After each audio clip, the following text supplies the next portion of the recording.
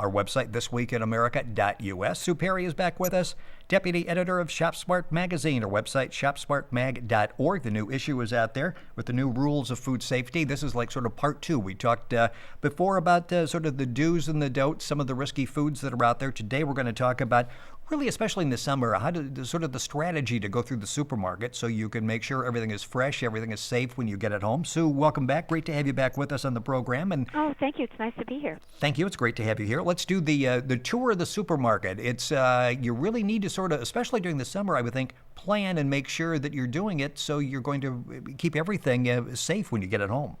That's true, because you know what, the tendency is you go and do a shop and then you want to do a couple of other errands, but if you've done your shop and then it's a hot day and the groceries are all locked up in the car, that's not so good, and that's a condition where, perfect conditions, it doesn't take that long for some of these, nasty little bugs to start growing and causing problems. So one of the things that you can do before you even head out to the grocery store, think ahead and bring, throw a cooler into the car with some ice packs in the cooler.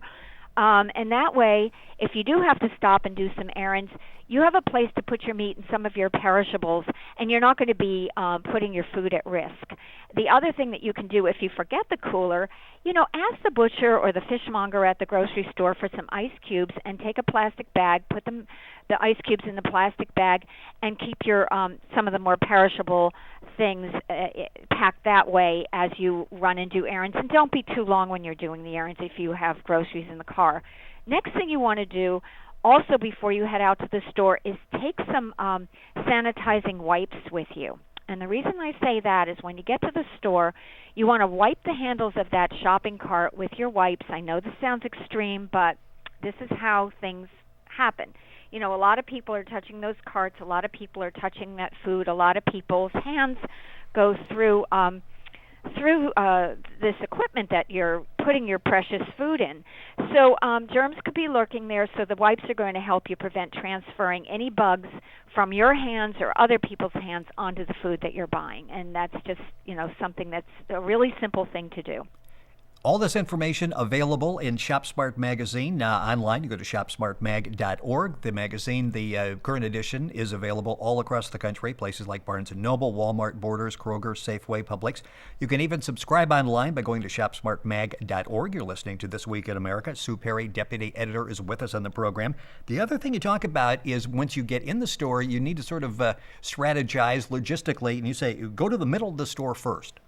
Go to the middle first because those are the non-perishable goods. That's where your canned goods and your boxes of cereal and cookies and whatever else you're putting in your cart, those things are there. Put those things in your cart first and then save the more perishable things that need to be cold, your cheeses and your dairy products, your meats, your fish. Save that for the last so that they stay colder longer.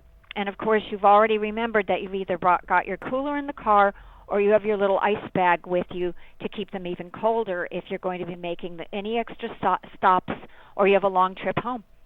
Something that we've talked about before is the canned food storage containers, that type of thing. And it really does make a difference when you get it home, how you store it. You say watch when you put it in plastic, watch the containers you put it in. You may do everything right up to that point and create some problems by how you store it when you get home.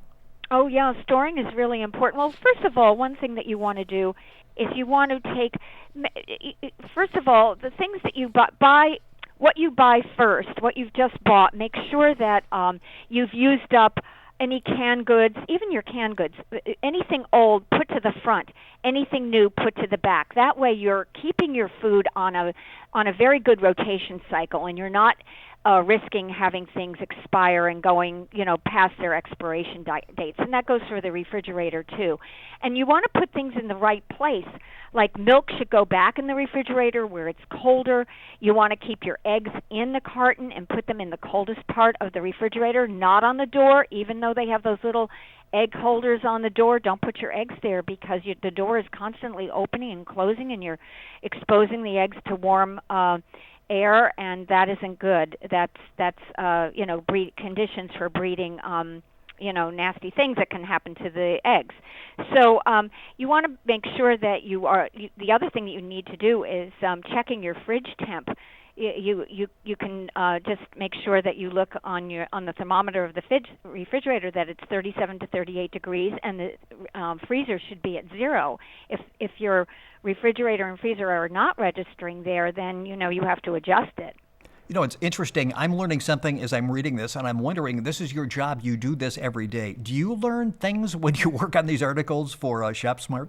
I learn every single day, and I learned especially in this food safety story. It's a 10-page story, Rick, and I realized how careless I had become with my family's food. I was not doing some of these things, and I certainly am now because, and these are simple things. It just takes a moment's thought and a moment's care, because why risk the health of your family?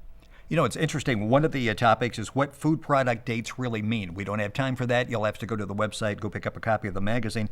But it's interesting because we get confused with sell by, buy by, best by. What do they really mean? And it's very important, obviously, to your health and your family's health to get it right, what the food product dates really mean.